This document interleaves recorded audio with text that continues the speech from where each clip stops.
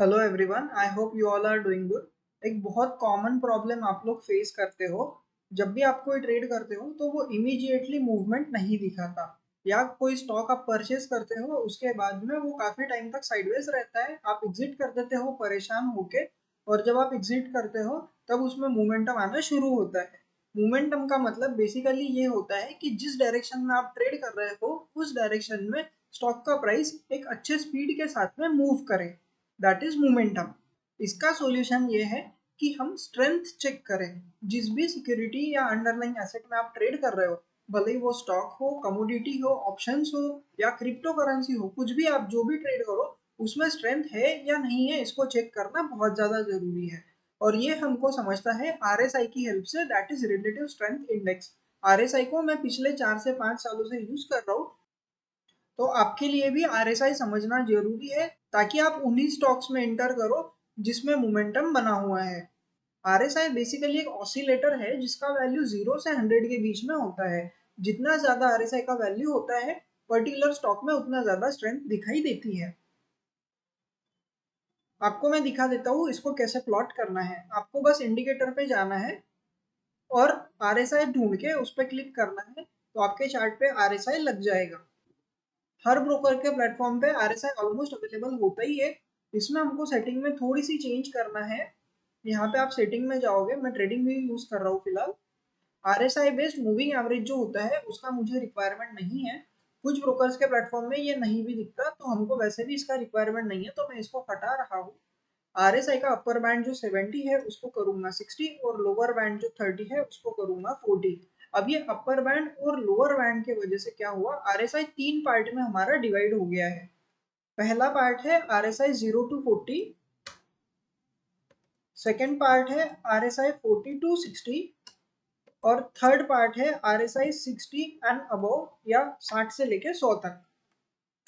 अब इसको किस तरीके से यूज करना है, इसका एप्लीकेशन क्या है, चलिए समझ लेते हैं।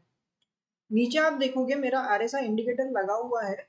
लेफ्ट साइड में आरएसआई का वैल्यू आपको दिखता है।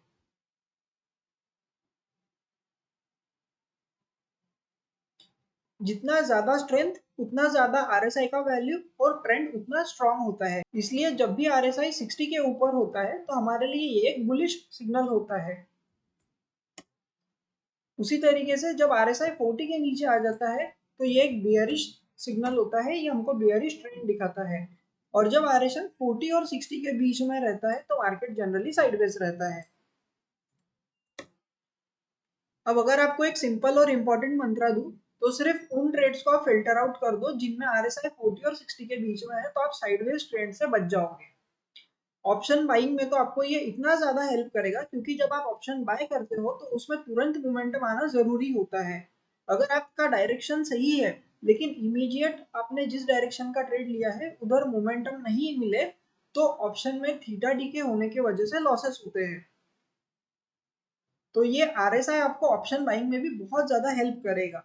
इसको आप 1 मिनट के टाइम फ्रेम से लेके 1 मंथ के टाइम फ्रेम तक, हर टाइम फ्रेम में हर कमोडिटी, सिक्योरिटी, ऑप्शंस, फ्यूचर्स, हर चीज के लिए यूज कर सकते हो। अब हम चार्ट पे चल के कुछ इसके एग्जांपल समझ लेते हैं।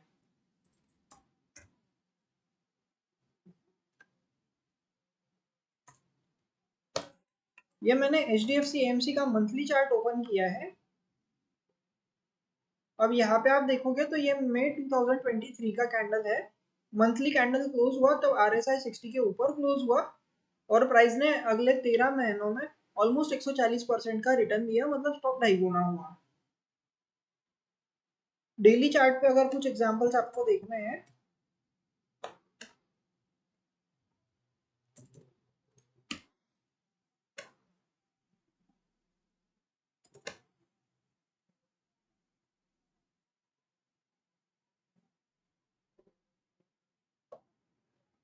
टीवीएस मोटर का ये डेली चार्ट है। डेली चार्ट पे आरएसआई 60 के ऊपर गया था 4 अगस्त 25 को, और उसके बाद में बहुत अच्छा मोमेंटम आपको देखने के लिए मिला। इसका आप वीकली चार्ट भी देखोगे तो just look at the moves and value of RSI. हम अभी वो देखने की कोशिश कर रहे हैं कि आरएसआई जब 60 के ऊपर होता है तो क्या होता है, जब आरएसआई 40 के नीचे रहता है तो क्या होता है, और जब RSI 40-60 के बीच में चलता है तब क्या होता है स्टॉक में।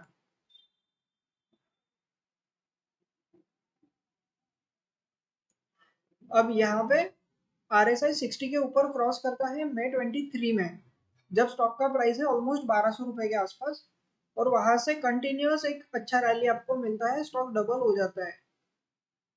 उसके बाद RSI कुछ टाइम के लिए थोड़ा 60 के अंदर आता है, लेकिन फिर जब 60 क्रॉस करता है तो आपको प्रीवियस लेवल्स का ब्रेकआउट भी मिलता है, और बहुत अच्छी रैली मिलती है 35 से 40% की।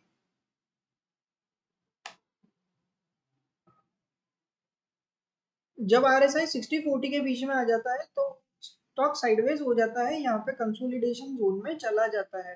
तो जो आप ऑप्शन बाइंग करते हो या इक्विटी शेयर्स बाय करते हो ना, ऐसे एरिया में आप बच जाओगे बाइंग करने से, तो आपको परेशानी नहीं होगी। फिर जब RSI 60 के ऊपर निकलता है तो अच्छा मूव मिलता है। साइडवेज RSI का अगर आपको एग्जांपल दूं तो रिलायंस का मंथली चार्ट हमको देखना चाहिए।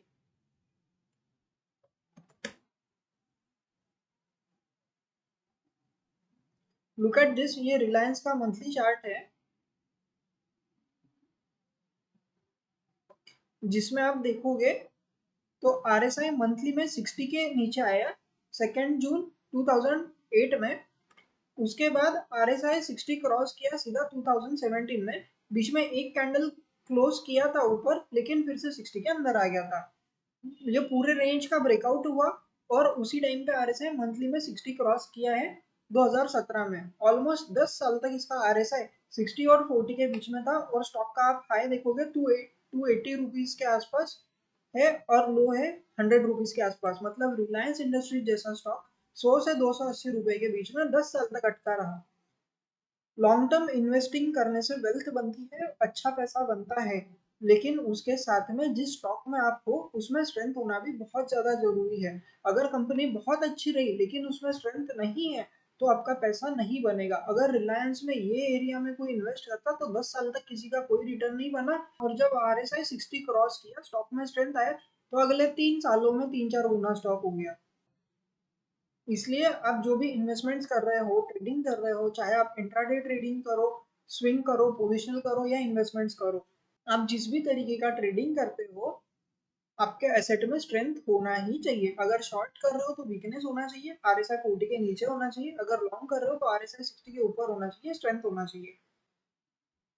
जैसे आप कोई बाइक या कार से ट्रैवल करते हो और एक्सेलरेट करते हो तो आपको स्पीडोमीटर दिखाता है कि आपके व्हीकल का स्पीड कितना है। बस उसी तरीके से मुझे मोमेंटम RSI से पता चलता है, RSI दिखाता है कि किसी स्टॉक में स्ट्रेंथ कितना है या वीकनेस कितनी है।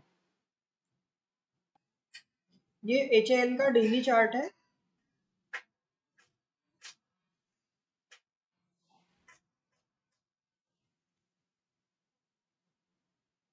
आप देखोगे तो सितंबर 25 से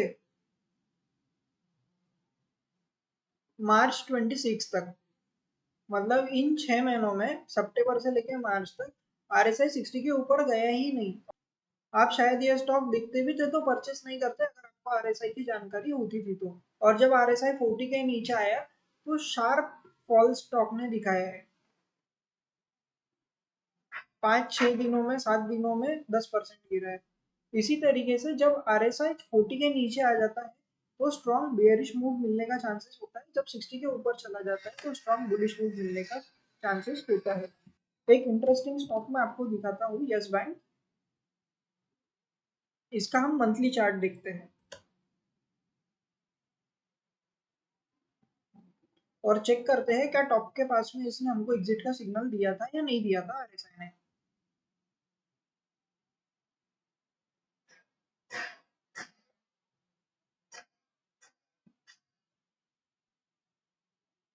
चलो, इसका मंथली RSI 60 के अंदर जब आया था तब इसका उस मंथ का क्लोजिंग प्राइस था 322 रुपए। उसके बाद फिर थोड़ा सा ऊपर आया, और लास्ट टाइम जब 60 के अंदर आया है तब भी प्राइस था 340 रुपए के आसपास,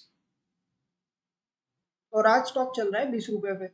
350 रुपए से 20 रुपए के इस डाउनफॉल की जर्नी में एक बार भी मंथली RSI 60 के ऊपर नहीं गया है।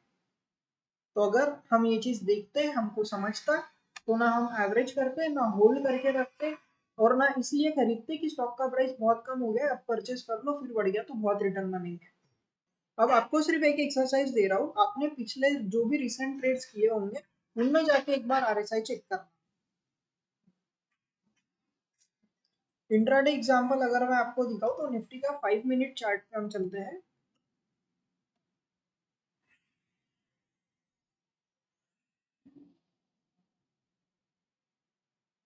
इंस्टाग्राम पे मैं रेगुलर रील्स डालते रहता हूँ जिसमें आपको हर दिन के लिए निफ्टी के या सेंसेक्स के लेवल्स में एक्सप्लेन करता हूँ। वैसे ही आपको कल भी एक्सप्लेन किया था कि 24,100 का जोन इंपॉर्टेंट है, जहां से हमको निगेटिव कैंडल देखने मिले, और 200 से 250 पॉइंट का स्ट्रेट फॉल मिला था इंट्राडे में। अब यहाँ पे भी अगर आप देखोगे तो दिन के पहले कैंडल से ही आरएसआई 40 के नीचे है। अब हो सकता है कि जब आरएसआई 40 और 60 के बीच में हो तब भी थोड़ा बहुत मूव आए, लेकिन वो बहुत ज्यादा स्ट्रांग या सस्टेनेबल नहीं रहेगा। One disclaimer for everyone here, आप ये चीज नहीं कर सकते कि किसी चीज में आरएसआई 60 प्लस गया तो तुरंत उसको बाय कर लिया, या 40 के नीचे आया तो तुरंत सेल कर लिया। आरएसआई मुझे सिर्फ सपोर्ट करता है स्ट्रेंथ समझने के लिए, लेकिन ओवरऑल किस चीज में ट्रेड करना है नहीं करना है ये पूरा डिसीजन हम बहुत एनालिसिस करके लेते हैं। ये एस्ट्रल का डेली चार्ट है। जब आरएसआई 60 क्रॉस किया तो आपको इस रेजिस्टेंस जोन का ब्रेकआउट मिला 10 फरवरी 2026 को, और उसके बाद में आरएसआई भी 60 के ऊपर था और एक अच्छा मूव आपको मिला है। फिर जब आरएसआई फिर से 60 के अंदर आ गया तो मार्केट चौपी हो गई। इंट्राडे में आरएसआई 40-60 का रेंज आपको कैसे बचाता है गलत ट्रेड करने से, आ जाओ दिखाता हूँ। कल का एग्जांपल तो आपने देखा ही, किस तरीके से आरएसआई 40 के नीचे गया तो हमको पुट ऑप्शन बाय करने मिला। आप सही ट्रेड नहीं भी करो ना तो कम से कम गलत ट्रेड से बच जाओगे। जब आरएसआई 40 के नीचे होगा ना तो आप बाय नहीं करोगे कम से कम। Now look at this zone, ये निफ्टी का ही 5 मिनट चार्ट है। ओपनिंग के बाद से निफ्टी कुछ देर बियरिश था और फिर 60-40 के बीच में चलने लगा, और पूरा दिन ऑलमोस्ट 60 और 40 के अंदर गुजार दिया। तो ऐसे टाइम पे अगर आप कॉल ऑप्शन भी परचेज करते या पुट ऑप्शन भी परचेज करते तो आपके स्टॉप लॉसेस आते ड्यू टू थीटा डी के। लेकिन जब आर एस आई 40 और 60 के बीच में रहेगा तो कंसोलिडेशन होगा, ट्रेंड साइडवेज रहेगा, तो आपके बहुत सारे ट्रेड्स फिल्टर आउट हो जाएंगे। इसमें भी आप देखोगे तो आरएसआई 3:15 बजे के आसपास क्लोजिंग में 40 के नीचे आके क्लोज किया था, और अगले दिन बहुत अच्छा गैप डाउन हमको देखने के लिए मिला था। ये ऑलमोस्ट 170 पॉइंट का गैप डाउन था।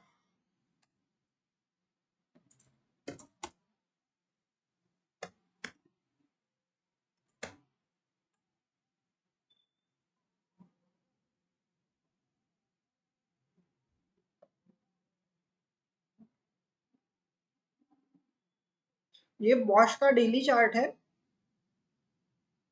इसका आरएसआई 40 से नीचे आया था 4 मार्च को, और उसके बाद में कंटिन्यूस फॉल मिला है, और जब आरएसआई 60 क्रॉस किया तो बहुत अच्छा रैली ऊपर देखने मिला बॉश में।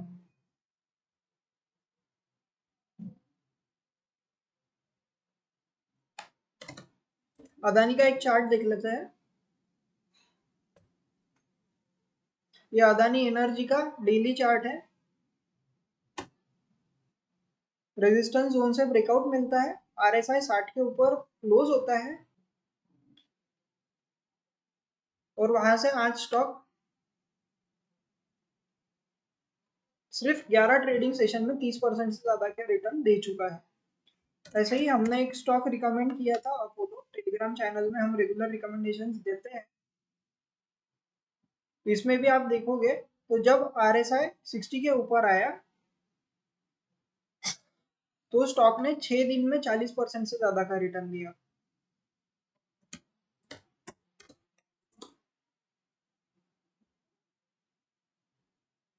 लुक एट दिस, ये भी हमने रिकमेंड किया था एटलांटा इलेक्ट्रिक। इसका भी डेली आरएसआई जब 60 के ऊपर आया तो ये स्टॉक ने भी 22 से 23 दिन में 65% का रिटर्न दिया है। इस तरीके के रिकमेंडेशंस हम हमारे फ्री से भी रजिस्टर्ड टेलीग्राम चैनल में देते रहते हैं। लिंक बायो में आपको शेयर कर दूंगा, तो जरूर ज्वाइन करना। हर वीकेंड में कोशिश करता हूँ कि एक वीडियो बनाऊँ जिसमें एक्सप्लेन करूँ कि अगले कुछ दिनों के लिए आपको कौन सा सेक्टर से कौन से स्टॉक्स पे ध्यान रखना चाहिए। उसमें हम आरएसआई का यूज करते हैं, तो वो आपको समझने में आसानी हो, इसलिए मैंने आरएसआई के कुछ बेसिक्स आपको आज एक्सप्लेन किए हैं। आरएसआई में सीखने के लिए बहुत सारी डीप चीजें हैं, हम आगे चल के वो भी सीखेंगे। अभी आपको दो काम करने हैं ऐसी लर्निंग के लिए। चैनल को सब्सक्राइब करना है, टेलीग्राम को ज्वाइन करना है, और दूसरी चीज, अपने जो भी ट्रेड्स किए हैं उन पे जाके आरएसआई चेक करना है। अगर वैल्यूएबल लगे तो कमेंट जरूर करना। सी यू ऑल।